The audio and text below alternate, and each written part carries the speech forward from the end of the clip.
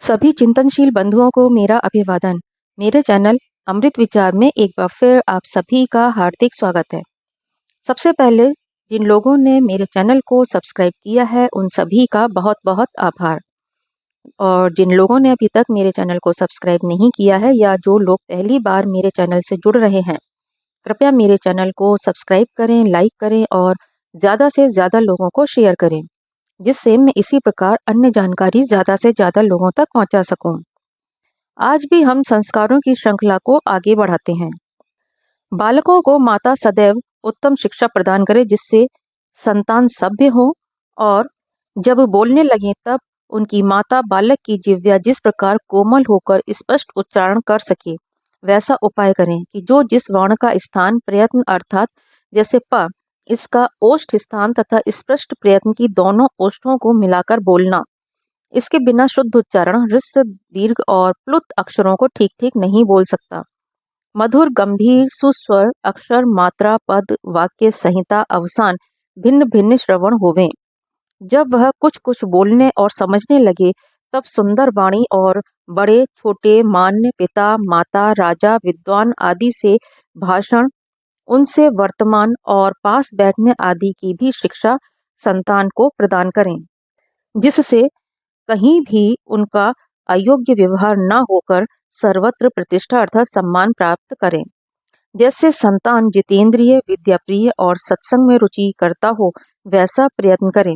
व्यर्थ क्रीड़ा रोदन हास्य लड़ाई हर्ष शोक किसी पदार्थ में लोलुपता ईर्ष्या द्वेष आदि न करें। सदा सत्य भाषण शौर्य धैर्य प्रसन्न वदन आदि गुणों की प्राप्ति जिस प्रकार हो करावें। जब 5-5 वर्ष के लड़का और लड़की हो जाएं, तब देवनागरी अक्षरों का अभ्यास कराएं, अन्य देशीय भाषाओं के अक्षरों का भी। उसके पश्चात जिनसे अच्छी शिक्षा विद्या धर्म परमेश्वर माता पिता आचार्य विद्वान अतिथि राजा प्रजा कुटुंब बंधु भगिनी भृत्य आदि से कैसे कैसे वर्तना है, इन बातों के मंत्र श्लोक सूत्र गद्य पद्य भी अर्थ सहित कंठस्थ करावें, जिनसे संतान किसी धूर्त के बहकावे में न आए और जो विद्या धर्म विरुद्ध भ्रांति जाल में गिराने वाले व्यवहार हैं उनका भी उपदेश करें, जिससे भूत प्रेत आदि मिथ्या बातों पर विश्वास न हो। इसी प्रकार अन्य शिक्षा भी माता और पिता करें। जन्म से 5वें वर्ष तक बालकों को माता 8वें वर्ष तक पिता शिक्षा करे और 8वें अथवा 9वें वर्ष के आरंभ में द्विज अपने संतानों का उपनयन करके आचार्य कुल में अर्थात जहाँ पूर्ण विद्वान और पूर्ण विदुषी स्त्री शिक्षा और विद्या दान करने वाली हों वहाँ बालक और बालिकाओं को भेज दें। बालक में विभिन्न प्रकार की योग्यता आ जाए इसलिए विशेष कर्मों के द्वारा उसे सुसंस्कृत किया जाता है। सुसंस्कृत करने का यही संस्कार उपनयन संस्कार है।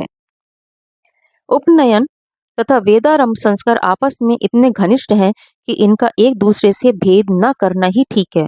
उपनयन के साथ वेदारंभ संस्कार तब किया जाता था जब बालक विद्या अध्ययन करने के लिए गुरुकुल में जाता था। वर्तमान समाज में बहुत कम लोग हैं जो उपनयन संस्कार तथा विद्यारंभ संस्कार को करते हैं। इस संस्कार को करने का अभिप्राय यह था कि अब बालक अथवा बालिका वेदों का अध्ययन प्रारंभ करेंगे। आजकल की परिभाषा में शिक्षा का प्रारंभ करना ही है। इस प्रकार यह संस्कार शिक्षा के मंदिर में प्रवेश का द्वार है और इस द्वार में प्रविष्ट होकर विद्या का जो अध्ययन किया जाता है वह वेदारंभ संस्कार कहलाता है। उपनयन संस्कार में मुख्य कर्म यज्ञोपवीत का धारण करना है। इसे ब्रह्म सूत्र सविता सूत्र यज्ञ सूत्र तथा व्रतबंध भी कहते हैं। यज्ञोपवीत का धारण करना ग्रह सूत्रों के अनुसार ब्राह्मण बालक का 8वें वर्ष में, क्षत्रिय का 11वें तथा वैश्य का 12वें वर्ष में विधान है। जो लोग संतान को सुसंस्कृत तथा गुणवान बनाना चाहते हैं उनकी संतान का उपनयन जल्द से जल्द हो जाना चाहिए। इसीलिए मनु ने उपनयन का समय ग्रह सूत्रों के निर्दिष्ट समय से पहले निश्चित किया है।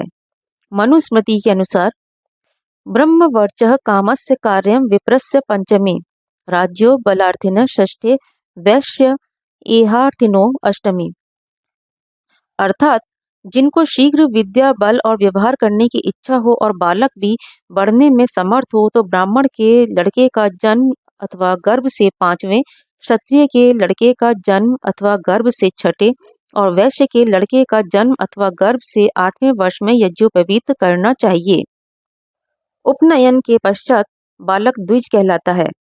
द्विज का अर्थ है जिसका दूसरा जन्म हो। माता पिता से तो पहला जन्म होता है, परंतु इस जन्म के बाद जब बालक संस्कृति की भट्टी में पड़कर नवीन मानव होने की प्रक्रिया में पड़ जाता है, तब उसे बालक का दूसरा जन्म कहा जाता है। मनुस्मृति में कहा है, जन्मना जायते शूद्रः संस्कारात् द्विज उच्यते, अर्थात जन्म से तो सभी शूद्र पैदा होते हैं, संस्कारों से ही मनुष्य द्विज बनता है। संस्कारों के बिना मनुष्य मनुष्य नहीं बन सकता। उपनयन संस्कार का अभिप्राय यह है कि अब तक माता पिता अपने परिश्रम से बालक के जीवन पर ऐसे संस्कार डाल रहे थे जिससे वह इस जन्म के संस्कारों के कारण नव मानव बन सके। अब वे उसे आचार्य के पास लाने का प्रयास इसलिए कर रहे हैं जिससे आचार्य, जिसका काम ही बच्चों को नया जीवन देना है, उन्हें नए सांचे में ढालना है, बच्चे के जीवन को उसकी प्रवृत्तियों के अनुसार एक नई दिशा दे सकें। यज्ञोपवीत में 3 धागों का एक सूत्र बालक के शरीर पर डाला जाता था। इन्हीं 3 तारों वाले सूत्र को यज्ञ सूत्र अथवा यज्ञोपवीत कहा जाता था। इसे धारण कर लेने का अभिप्राय यह था कि अब यह बालक पढ़ने लिखने लगा है। जिस प्रकार आजकल स्कूल में भर्ती होते हैं, वहाँ रजिस्टर में नाम लिखा जाता है, उसी प्रकार किसी समय विद्याभ्यास शुरू करने का यह चिन्ह यज्ञोपवीत था। जिस देश में यह संस्कार प्रचलित था, उस देश में अपठित व्यक्ति कोई रह सकता था क्या? यज्ञोपवीत अंग वस्त्र के ऊपर पहना जाता था जहां से सबको दिखाई दे सके और इसे देखकर ही हर कोई यह अनुमान लगा सके कि यह बालक शिक्षा ग्रहण करने के लिए गुरु के पास जाता है। ऐसा सोचने का यह कारण भी है कि पहले शरीर पर कुर्ता आदि नहीं पहना जाता था, नीचे धोती तथा ऊपर एक अंग वस्त्र डाल लिया जाता था। ऐसी अवस्था में यज्ञोपवीत कपड़े के ऊपर ही डाल लिया जाता था।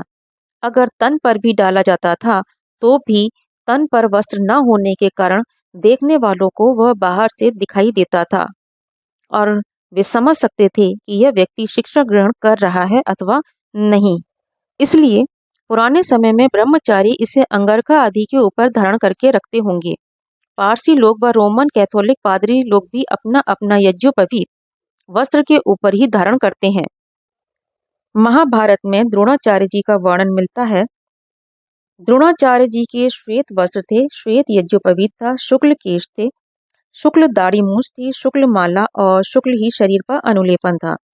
यज्ञोपवीत श्वेत था। यह तभी कहा जा सकता है जब यज्ञोपवीत बाहर से दिखाई दे रहा हो, और यह तभी संभव है जब इसे वस्त्र के ऊपर धारण किया गया हो। संभव है इतिहास के किसी काल में बाहर से दिखने वाला यज्ञोपवीत परिस्थितिवश ठीक न समझा गया हो और इसे दिखाने की जगह छिपाया जाने लगा हो। युक्ति युक्त तो यही प्रतीत होता है कि इसे एक बाह्य चिन्ह समझकर बाहर धारण किया जाता होगा, जिसका रूप अभी तक पारसियों तथा रोमन पादरियों में मौजूद है। पारसी कुश्ती को बाहर कपड़ों पर लपेट लेते हैं। रोमन कैथोलिक पादरी एक पटा सा बाहर कोट के चारों तरफ बांध लेते हैं। यह यज्ञोपवीत का ही भिन्न भिन्न धर्मों में वर्तमान चिन्ह है। उपनयन का यह विचार कि बालक का एक जन्म माता पिता के घर हुआ और दूसरा जन्म गुरु के यहाँ होगा, बालक के द्विज होने का यह विचार इतना उत्कृष्ट विचार था कि यह वैदिक धर्म से अन्य धर्मों में भी पहुंचा। पारसी लोग, जिनका उद्भव आर्यों से ही है, यज्ञोपवीत को कुश्ती कहते हैं।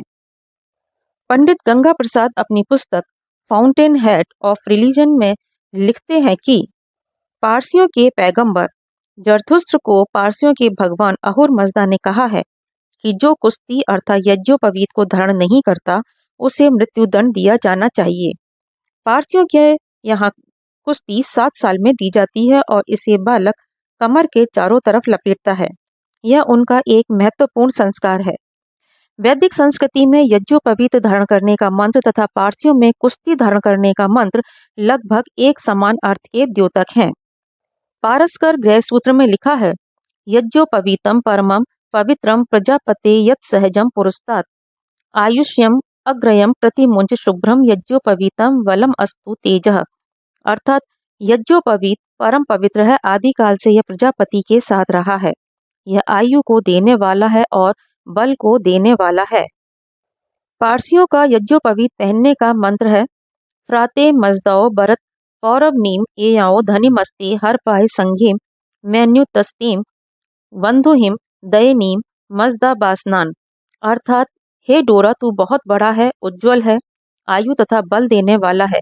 तुझे मजदा ने आरोपित किया है, इसलिए मैं तुझे पहनता हूँ। पारसियों में यह संस्कार अभी तक चल रहा है। मुसलमानों में उपनयन को बिस्मिल्लाह पढ़ना कहते हैं। उनके यहाँ 4 साल 4 महीने 4 दिन 4 घड़ी 4 पल का हो जाने पर बालक को बिस्मिल्लाह सुनाकर पढ़ने को बिठाया जाता है। बिस्मिल्लाह पढ़ते हुए उसे बिस्मिल्लाह इर रहमान इर रहीम पढ़ने को कहा जाता है, जैसे वैदिक संस्कृति में गायत्री मंत्र पढ़ने को कहा जाता है। ईसाइयों में बच्चे को बपतिस्मा देते हैं, जो उपनयन का ही एक रूप है।